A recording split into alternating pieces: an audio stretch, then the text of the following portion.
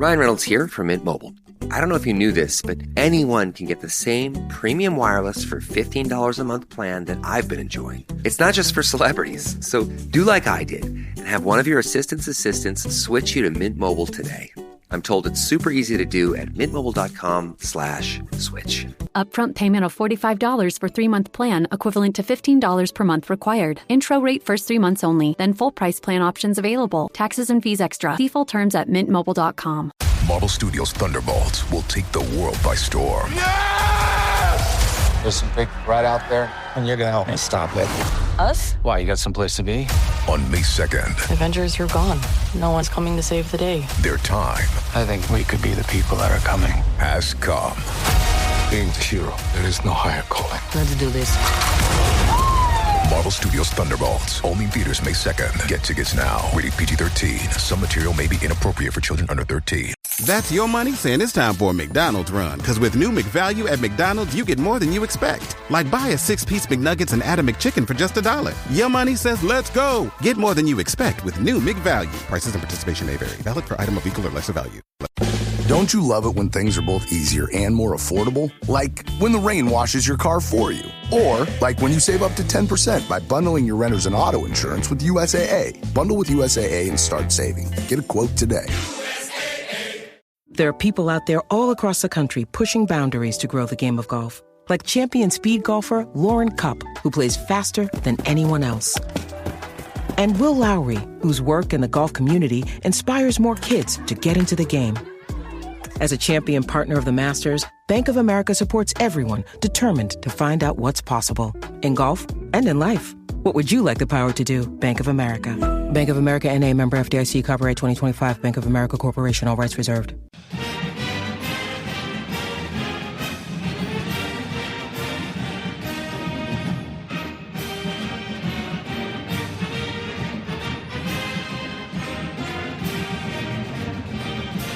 Hey there, Duke fans. Welcome to episode number 724 of the Duke Basketball Roundup. It is Wednesday, April 23rd, 2025, and the deadline for players to enter the portal has closed. We now know who, at least from the Duke squad of last year, is going to remain with the Blue Devils, at least save for maybe one player who we'll talk about in a little bit. But I am Donald White, and I'm your host for this episode. We've been trying to get Jason. Jason is somewhere in Japan, but the time zones has just not worked out. Scott Rich is back with us. Scott, good to see you again. How you doing? I'm not surprised that Jason hasn't been able to join us, given the jealousy he's been engendering in us by sending us pictures of this insanely cool trip he's been making through Japan. So something tells me when you're eating sushi and watching sumo wrestlers train and you're on a 12-hour time difference, figuring out how to jump on the pod isn't at the foremost of his mind right now, which is as expected. If he does not come back with an offensive tackle for the football team, then he has failed. He must go back and do it again. But we will hopefully catch up with him in a little while. But Scott and I are going to talk first about our Duke team, and then we'll talk about some scheduling news that just came down this morning in the back half of this episode. But let's talk about the portal.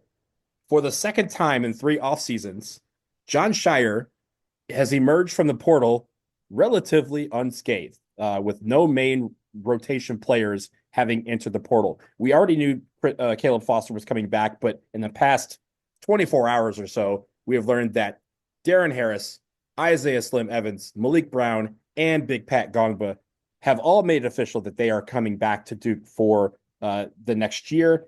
And so it's hard to usually like to separate these things, but we just can't at the end of the portal, at least entry deadline. And with so many guys announcing that they're coming back. And we should note that Cameron Sheffield, who does have a year of eligibility remaining, did not make an announcement, but it is assumed that he will be back with the squad. Of course, if anything changes with that, we will react to that at that point. But Scott, I turn to you. Everybody's back. And somehow in this era of constant flux, once again, Scheyer has opted for continuity, and it seems like a lot of these guys have bought in. I think we have to put this into perspective of the landscape of college sports right now. 2 years ago, when Jon Scheyer essentially did this in his second year, Duke was the only major power conference school that had neither a transfer in nor a transfer out. In all likelihood, we will have a transfer in this season. And yes, technically we have someone in the transfer portal because Stanley Borden is in the transfer portal. And I haven't validated this, but Duke has to be one of the only power conference schools to not lose a scholarship player to the transfer portal. That is a monumental achievement. And regardless of what you think about how this positions this Duke team for next year, and there are some question marks about how this Duke team is going to be constructed, and we will have all offseason to debate those. What you can't debate is that people are buying what John Shire is selling. The recruits are buying what John Shire is selling, and even with Shelton Henderson decommitting, Duke still has, the consensus top 2 or 3 recruiting class. And his own players are buying what he's selling. Everyone talks about how college basketball is now a constant re-recruitment. And John Shire is knocking it out of the park on that re-recruitment. And lest we forget, these aren't guys that don't have other options. We heard all the rumblings and the rumors about how much Will Wade and NC State were, potentially trying to throw at Isaiah Evans. Jason talked about that on the show. Guys like Darren Harris could probably go and start for half the ACC. A guy like Malik Brown would go and he'd start for 75% of college teams. Let's be frank. We're spoiled. Very right? spoiled. And these are guys Very that lucky. yes, exactly. Sorry, I'm not supposed to say spoiled anymore. That was my promise last episode. Continuity, callback, podcasting. Anyways, these are all things that we as Duke fans are going to get to enjoy that other fan bases don't. We're going to get to see how Caleb Foster progresses from a sophomore to junior year. We're going to see which of these freshmen take that sophomore leap. That is a luxury. That is something we're very lucky to have. And that's going to make this season fun. It's also going to make this season different, which isn't bad. It's going to be a different season where, okay, maybe we don't have a Cooper flag. No one's ever going to have a Cooper flag again, that level of transcendence. But we're going to get to have a different type of enjoyment from watching these guys grow, have a different type of enjoyment by watching Pat Ngongba have a 20-10 game and be like, oh my God, remember when we were so worried about how raw he was in his injury status? Look at where he is now. That's part of the college game we used to have. That's part of the college game from the Coach K era that got lost in the late one and done in the transfer portal era. We get to enjoy that this year. Who knows when that ends in March, but we get to enjoy that at Duke fans this year, and that's something that's pretty fun and pretty special at this stage of the offseason. I think when you look at some of these individual guys, and there's some people who are shocked, surprised that Isaiah Evans is coming back to school and coming back to Duke. I wasn't surprised at all. It felt like that was always what he wanted, and he just needed to, not necessarily be re-recruited. And I think in some cases, yes, they need to be re-recruited. But for him, it was more about being reassured that, yes, this is what our role is for you. And like we've said, John Shire is great at having these conversations with these players, giving them the information that they need, not necessarily the information they want. How do I see you next year, and what role can you craft next year for this team? And unfortunately, with the portal era, you have to think in just terms of 1 year. You can't sell guys on the vision of becoming a senior and leading your team to the national championship. Is what can you sell me on for next season? And for all of these guys, they all had different options. I think the interesting one, because there was some angst among some people, was Darren Harris, who initially, immediately after the game against Houston, said, "Oh, that's the plan to come back," and everyone was like, "Oh, he's back." And then there was the deleting of everything on the Instagram, which I reassured people that that's something that these young bucks do. You reassured us. Let's be serious. You talked Jason and I off the ledge a little bit. It wasn't just our little chat going, but it was other people who were just like, Darren Harris, oh my God, he's got to be transferring. And again, we said this last time we talked, right? You have to think sometimes between the extremes. The extreme of that was Darren Harris said he might come back. He's very much back. Darren Harris deletes pictures off Instagram. He's very much gone. There was no hey, maybe he just wants to refresh, reset, and just cleanse the timeline, which happens with Again, these young bucks like to do that from time to time just because they wake up one day and say, I don't like these pictures. These are the old me. I'm looking forward to posting of the new me. And now, again, Darren Harris, it feels like, is poised to increase his role next year. And to what extent is really up to how he develops through the summer. I think, again, that is always left open to the competition. And we saw that kind of with Sion James, right? When Sion James was coming in, he was a graduate student, but he came in a role position. But he said, "Hey, coach, if I do well and I excel, will I get a chance to compete for a starting spot?" And the answer was yes. So he came and lo and behold, he was a 30-2 as a starter at Duke University. I think the same can be said about Darren Harris. Maybe his role, people may not envision what that looks like next year, but it's clear he's convinced that he can craft out a role where he is a major contributor on this team, whether it's through his jump shot, which we saw flashes of this year, whether it's through his defense, which can, be quite frank, can improve. And I have no doubt that it will. And I think when you also think about the continuity and the complement of all these other guys that are coming back, and plus the freshmen that are coming in, and perhaps a portal player or two, I think this is where the fun part begins. We get to think about the puzzle. John Shire actually has to put it together. The coaching staff has to actually put it together. And the excitement that you mentioned and you kind of alluded to is that we get to watch and see how this works. It may not be, it's not going to be a straight, narrow path that's paved and full of gold, right? Sometimes there's going to be gravel. Sometimes you're going to get a busted tire here and there. And that is going to be reflected in what we talk about after the break, the schedule, right? Where some of these big games that we're going to see these guys get tested. But I think it's going to be the balance of guys coming back. We have the continuity, that continuity number that Ken Palm likes, that's going to go up. You have the upperclassmen, you have the great freshmen, you have some portal veterans sprinkle in here and there, and overall this competitiveness. And I think that is what's driving the day. And I think all these guys were already sold on the competitive nature of this program and have been kind of convinced that, yes, that competition is going to only increase next year, and I get to be a part of it. I think you must have seen me frantically scrolling through my phone trying to find the Evan Miyakawa continuity number that everyone quotes, because that was going to be my next thing, which is, we're not doing an individual episode essentially like we did for Caleb Foster, partially because of the way Duke rolled this out.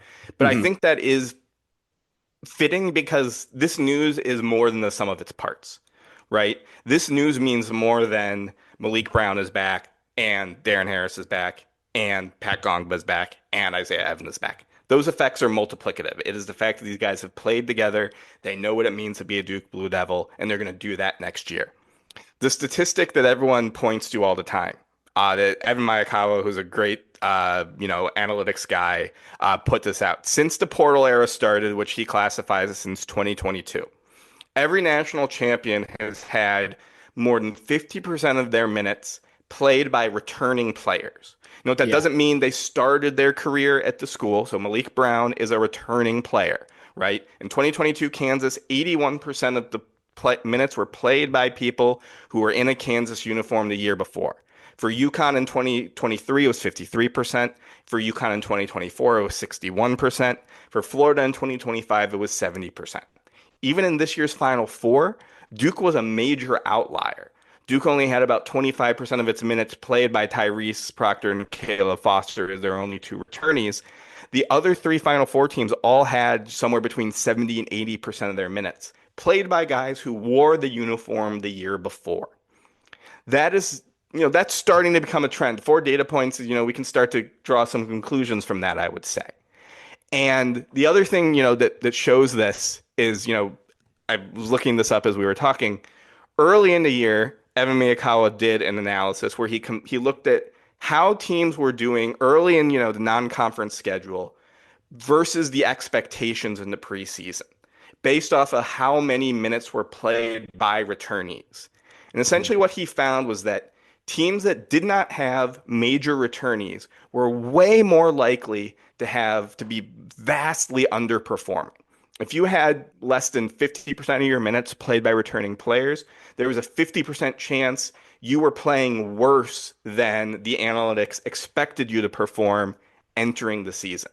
There is data showing that continuity matters. There is data showing that Duke's team construction last year was a bit of an outlier because Cooper Flagg is a bit of an outlier, and Tom Knippel is a bit of an outlier, and Kaman Malwach is a bit of an outlier, right? And we know John Shire knows these things, and he's in year 4 now, and he's made a conscious decision that I'm betting on my guys.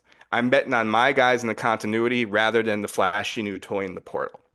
And maybe that means Duke doesn't win the offseason. Maybe that doesn't mean Duke is in the top 5 in those stupid way too early rankings. But that doesn't mean jack shit. Sorry. Now we have to put the little E next to the episode title. Apologies. I've been on here long enough. I feel like I get a curse every once in a while. We will gladly add the E. So Duke doesn't need to win the offseason. Duke doesn't raise banners for the offseason. And the continuity has been shown to pay dividends in March. And that's what John Shire is building his team to do. I think I agree with you in the fact that we don't have to win the offseason. I would argue to everybody out there that we did win the last offseason. We just didn't know that until March and April, right? When our guys were, or even maybe December, when Sion came and emerged and became this guy who we couldn't take out of the lineup for the rest of the season. I think those are the things that we all think about, but we don't think about it in the way that John Shire has to think about it. We can always plug in the what ifs, right? What if, this guy who's, a top 10 recruit leaves this other school and magically comes to Duke and gets slotted into the starting lineup? We'd be a top, 3 team, right? We could do that. We're fans. But they have to figure out continuity structure, like where these roles are going to happen. All the NIL stuff obviously is kind of a secondary thing, but really it's about how these guys also complement each other. And you think about, we talked about it when Caleb Foster announced he was coming back, how his attributes might combine with that of Caden Boozer's to become one point guard position that is really, really good. And it's just a matter of how you go back and forth, that pendulum.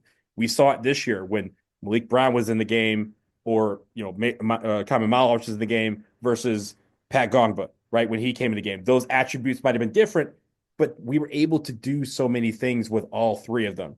And by the end of the year, those differences kind of merged. And they weren't as pronounced, right? We didn't have to go, oh, well, we have to think about, do we want shot blocking versus versatile defense? Because at that point, Kamen Malwach should learn how to guard 1 through 5. Pat Gongba had learned how to guard like basically 2 through 5.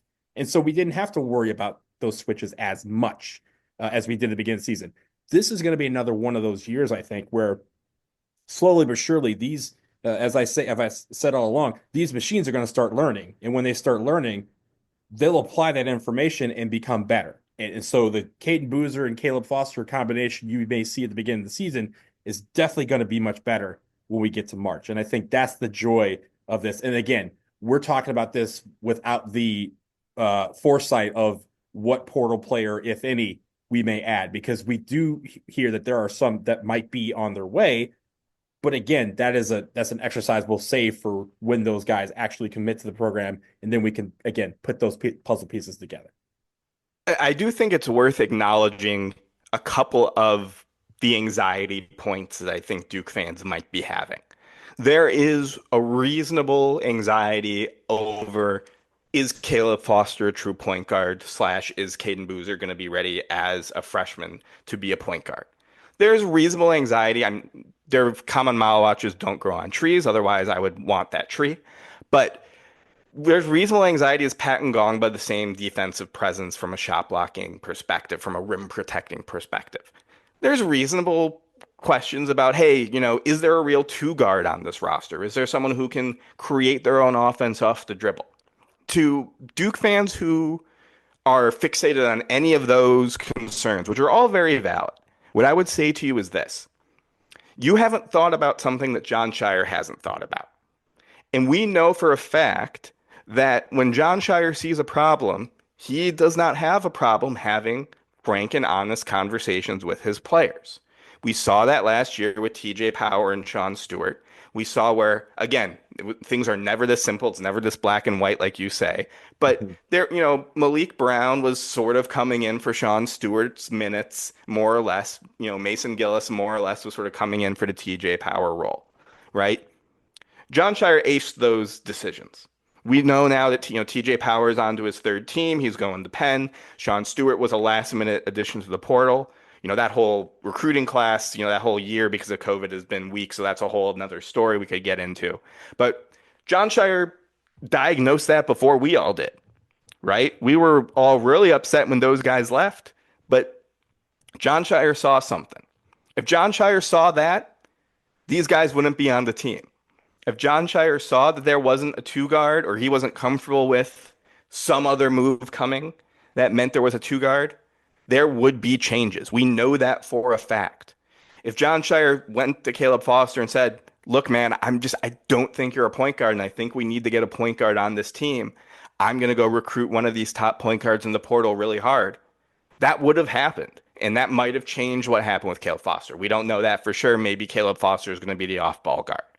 But all of these things are things that John Shire has thought of, and Duke fans should be rest assured, based off of what we've seen in the past off season, that there are solutions to these problems. And maybe they don't work 100% of the time, but John Shire believes in his guys. He's betting on his guys, and he's got a much higher hit rate in his predictions and his projections than we do, than anyone in sports media does, and any fan does. And that's why he's the coach, and that's why we're sitting here talking on our laptops. So we have to give John Shire his credit in that if he sees the picture here, let's let him cook.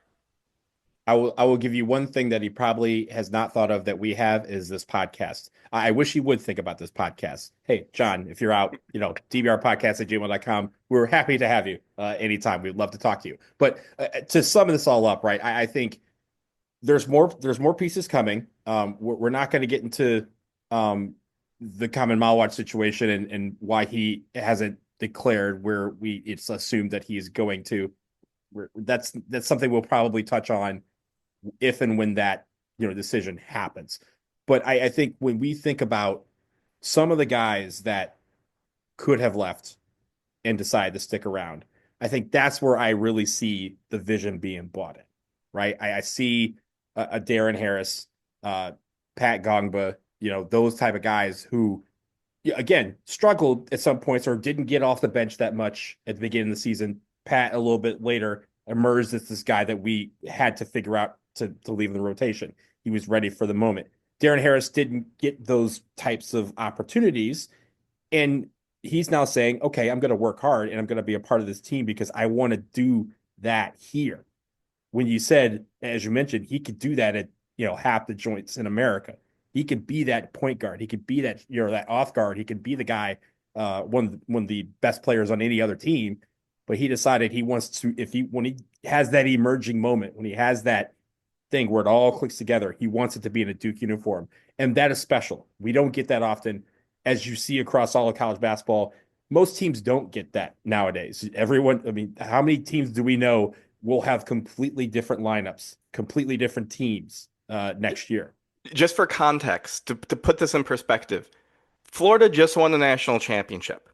Denzel Aberdeen, who was their 6th or 7th man, who was getting ready to ascend to a starting role as a senior.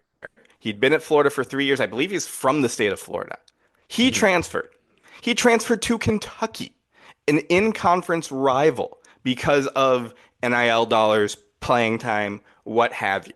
And he's not guaranteed to be a starter at Kentucky. Yeah, nothing is secured, right? There's some hand-wringing about why are we celebrating guys who are coming back for their sophomore years.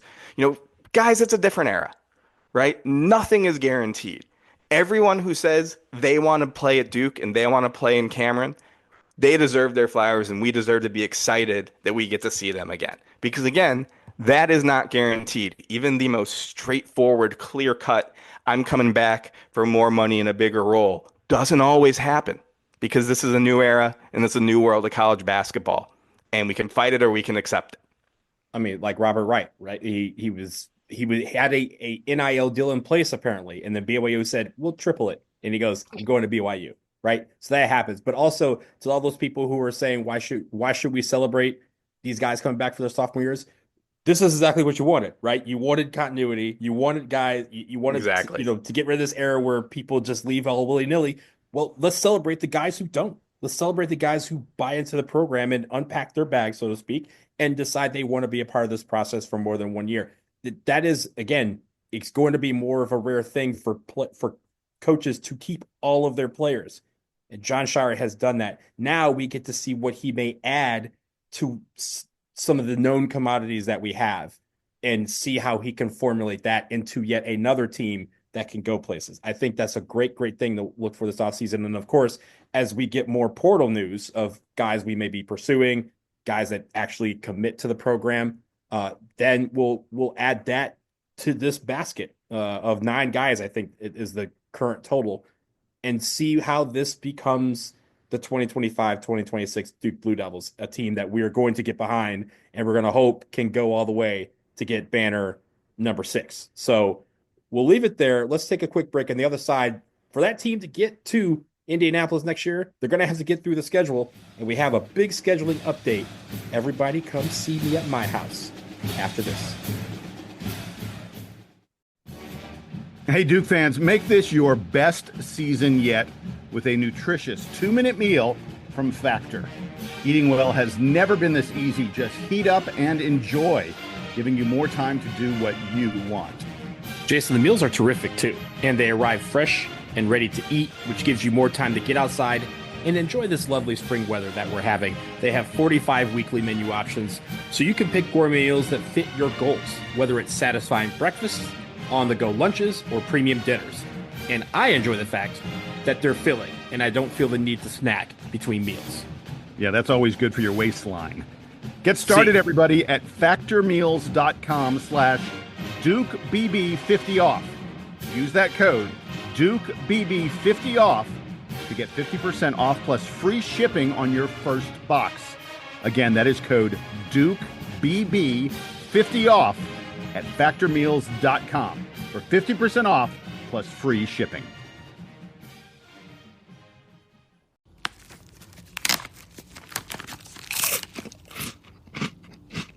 Uh-oh, the last cookie. You can get a new box of cookies in as fast as an hour with Walmart Express Delivery.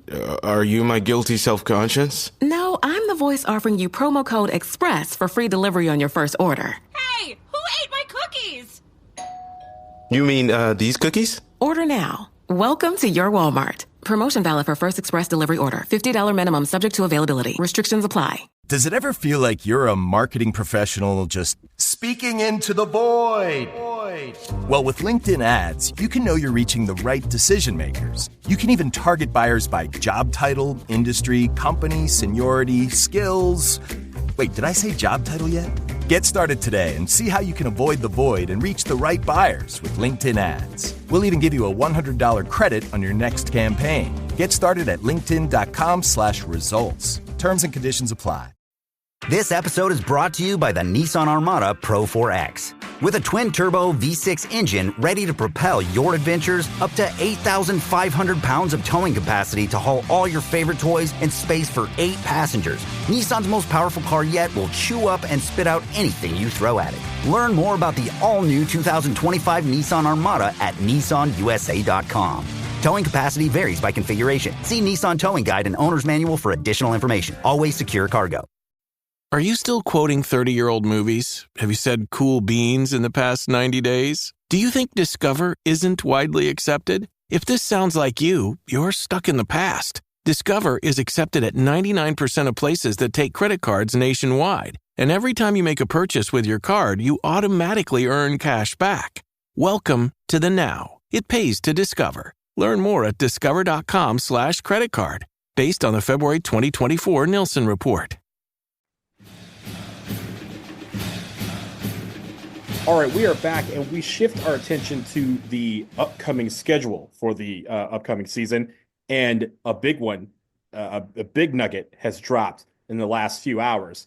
According to John Rothstein, a known insider for college basketball, Duke is scheduled, or at least finalizing plans to play Michigan at Capital One Arena, right down the block from me in Washington, D.C. That game is scheduled for some time in February. If you think about that Illinois game that we had at the Garden this year, we heard kind of a lot from Shire about how he wants to maintain that type of schedule, break up the monotony of the ACC schedule by placing a big time marquee matchup in February at a big arena. This is apparently the one. Now, a couple of things about this, because you got two Michigan people on this pod naturally. The first thing is, in my mind, this will be fun because, of course, one, Michigan is projected to be ranked between 6 to 10, right around where we are in the preseason rankings.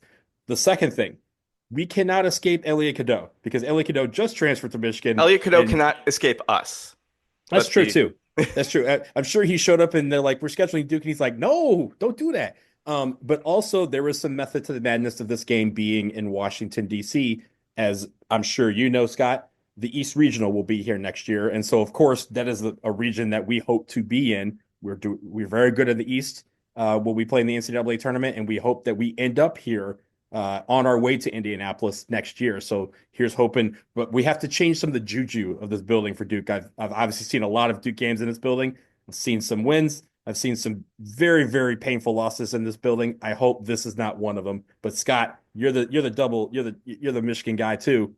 Tell me what you think about this particular matchup, and also come to see me. Well, I'm definitely trying to see you. I'm already leaning on my family. My family's all Michigan alums. I got my PhD from Michigan. I don't, spout that out of nowhere. So I'm already leaning on getting there. I might end up being in the that you're a doctor. That's all you did. I had my PhD thing, little piece of paper. So I might be sitting in the Michigan section, but I will for surely be wearing my Duke blue. Maybe you guys will see me easier on the TV that way. We'll see how that comes to pass. But more importantly, this could end up being the marquee game on Duke's schedule this offseason. We play Kansas in the Champions Classic. Kansas is looking a little right now. They have a big time recruit coming in, but they haven't really gotten anything in the portal surrounding him. We do play Arkansas. That'll be a big game. We play them on Thanksgiving night. We'll have a game in the ACC SEC Challenge. And then there was that speculation earlier this year that maybe we would have that return game at Michigan State this year, the return game from the COVID year where Michigan State came to us. That's been sort of rumored, some type of reporting, but nothing solid. But at least preseason, of all those teams, it's highly likely Michigan will be the highest ranked preseason team of all those guys. They return two key starters from last year's team, Roddy Gale and Namari Burnett. They essentially made a swap of diminutive point guards where they imported Elliot Cadeau, and then Trey Donaldson ended up with Jai Lucas down in Miami. So you get to still root for him a little bit there, Donald. Mm-hmm. That was an interesting decision, I think, but Trey Donaldson is a very good shooter, a very good shot creator for himself. He is not a great shot creator for others, whereas we know that's what Elliot Cadeau excels at. He is a pass-first guy. That seems to be something that Dusty May wants in his prototypical point guard. And then Dusty May went out and hit a few home runs in the portal. He got Ade Mara, a 7'3" guy from UCLA, who is widely projected to potentially be a future first-round NBA pick. He was sort of weirdly buried on the bench at UCLA, and UCLA had a very weird Big Ten season where they got pummeled in the post in a lot of Big Ten games and had a 7'3" guy sitting on the bench who played really, really well whenever he played, but he was still only getting 10, 15 minutes a game. You don't wonder much why he transferred. And you see the potential slot. He can slide right into the Vlad Golden role in Dusty May's offense in Ann Arbor. They also got a freshman center from Illinois, whose name I can't remember right now, and I'm blanking, but who was a borderline 5-star recruit, who again was on the bench at Illinois, who could really ascend. The interesting one here is Jaxel Lendenberg, who by all accounts was the number one player in the portal. He was at UAB? Yeah, UAB, or some other American Conference team that I'm blanking on, and apologies. But he is committed to Michigan. but also very seriously in the NBA draft right now. And he's projected as a potential late first round pick. And there is real momentum that he might actually never step foot in Ann Arbor and may go straight to the draft. If he goes to the draft, then Michigan has some questions to answer about whether they have enough guys in the paint.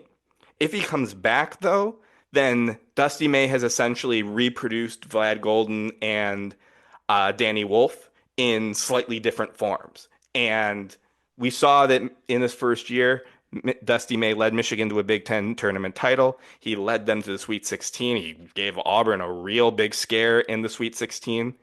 And he seems to be trying to reproduce that chemistry in year two. Very different style of roster construction as John Shire. A lot of portal guys, a couple of big name freshmen, Trey McKinney, Mr. Basketball in the state of Michigan, the best in Michigan go to Michigan, and that's happening this year. So it'll be interesting to see the more pieces to see how they fit together. But if they fit together, Michigan profiles as a top five-ish team. And that could end up being one of the best games of the year in February. McKinney, you said the best of Michigan go to Michigan. That's usually true, but McKinney went to Orchard Lake St. Mary's, so I can't, in just good conscience, call him the best. You know how it is. But if you know, you know. The idea, though, that first of all, you mentioned all those guys, and they, again, going to be a top 10 team. We're going to have some freshmen that will hopefully be, better. And as the season improves, this becomes a real big time tournament like atmosphere before the tournament starts. But I think the other thing is that it breathes kind of some energy into both fan bases.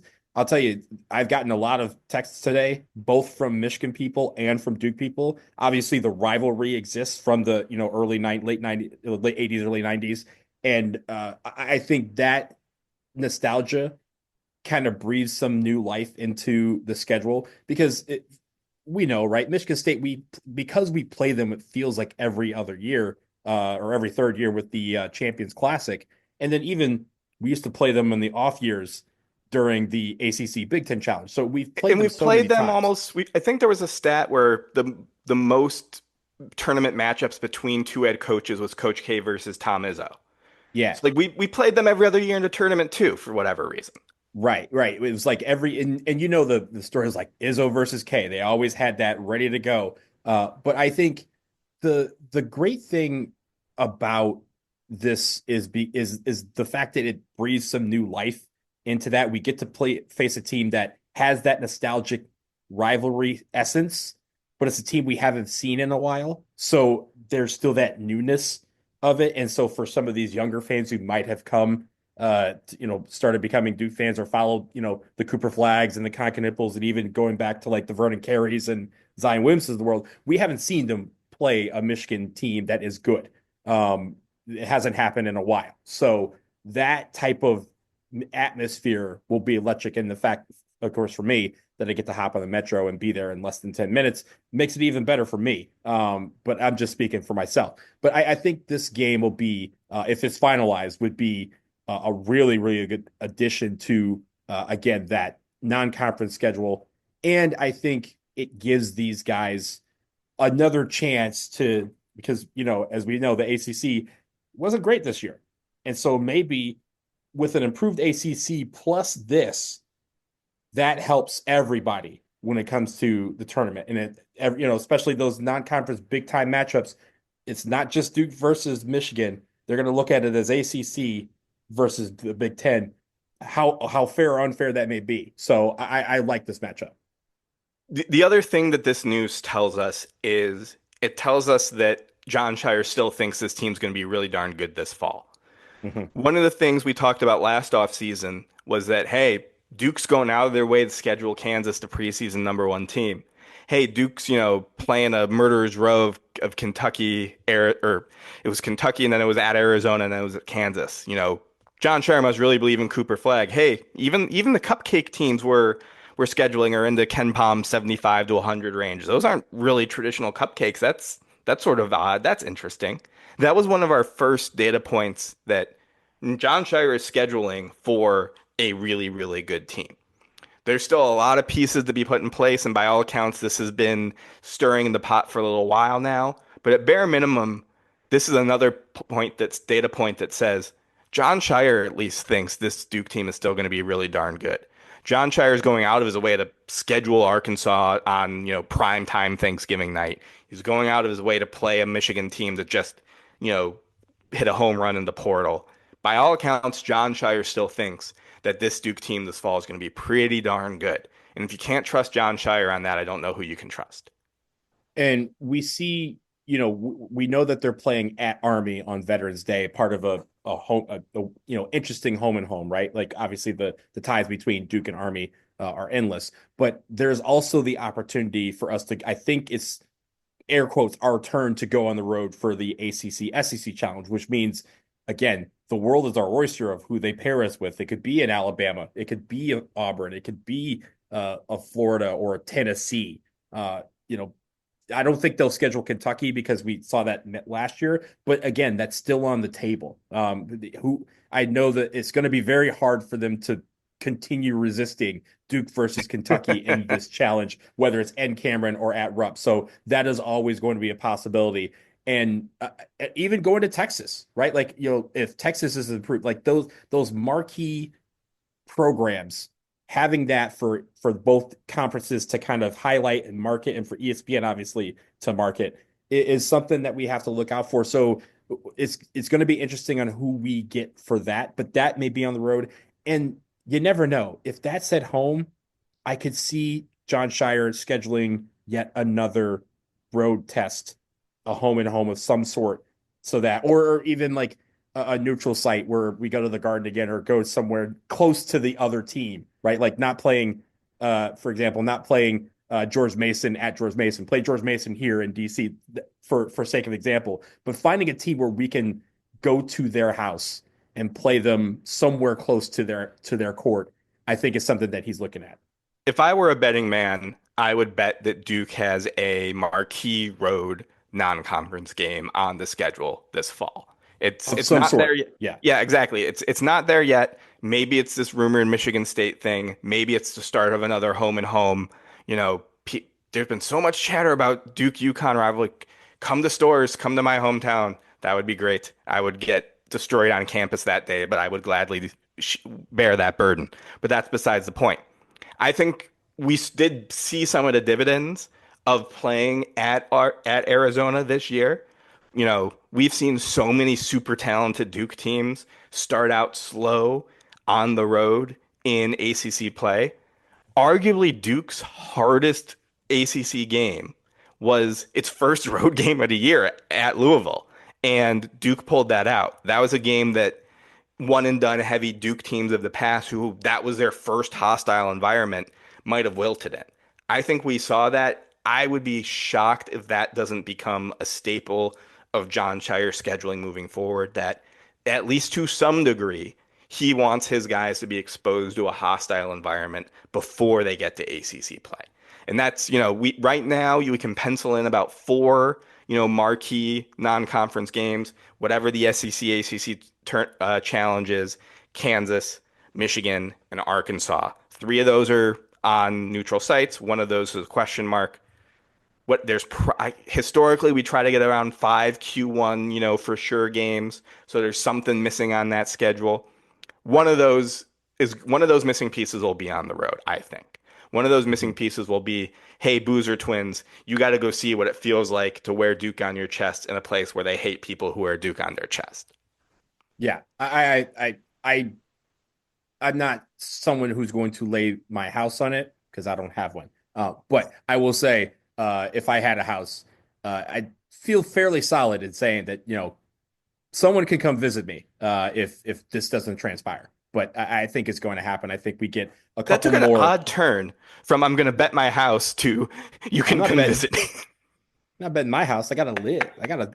You could bet my rent check or something. But I digress. But yes, let's wait and see what happens with the rest of the schedule. But it's. I mean, if this is the news and this is finalized, this is a great addition to it. And of course, I will be ready. Before we get out of here, I want to make a melancholy happy trails, as they say on PTI, to Mike Patrick. Mike Patrick the ESPN play-by-play broadcast announcer, passed away a few days ago at the age of 80. He was part of the soundtrack of both college basketball and the NHL and ESPN. Most notably, at least for me, I'll never forget his call. He was notably on the call with Brad Daugherty for the Gone in 54 Seconds game, Duke at Maryland back in 2001. And the phrase, "we should not be here," will always echo very, very fondly in my mind, because I know that meant that Duke had just come back from down 10 points in 54 seconds, and we were going to overtime where we would ultimately win that game. But he called a ton of games, not just with Brad Daugherty, with Dick Vitale, with so many others. And when you heard his voice, it was synonymous with big time games, especially back in the early 2000s for me. And for NHL, Stanley Cup playoffs, some of the best sports that are played on this planet. And Mike Patrick for years was the call for a lot of those big time games. Yeah, for those of you who aren't hockey fans, A, start watching hockey. It's great. B, watch playoff hockey because nothing's more competitive. And C, arguably play-by-play in hockey might be the hardest play-by-play, I think, of any sport because it is so fast and so constantly active. And for a guy to be able to transition between sports like that is odd, endlessly impressive to me. Obviously, he is a guy that will be missed. We seem to be losing too many of these great. It seems to be, the end of an era with the number of play-by-play and color commentators that seem to be leaving the stage over the last couple of years. So very sad to hear of his passing. Yeah, I was gonna say it, but you mentioned it. It's the number of people who were the soundtrack to our growing up, right, or becoming of age in the sports world. It's very sad to see them all either retire or, in this case, move on to the next life. And I get to look back, and whenever you look on YouTube, because I know a lot of you do, I know I do, and you get to look up that miracle minute, Gone in 54 seconds, you're going to hear his name, you're going to hear his voice, you're going to hear that call of that game for eternity. So rest in peace, Mike Patrick. Thank you for providing us with that soundtrack that we will so fervently carry on in our lives. That will do it for episode number 724 of the DBR podcast. Scott, as always, thank you for being on there with me. And it's great, especially to have you on here, because we got to talk about our state of Michigan, or at least our school of Michigan, playing our school of Duke, hopefully in February, right here at my house.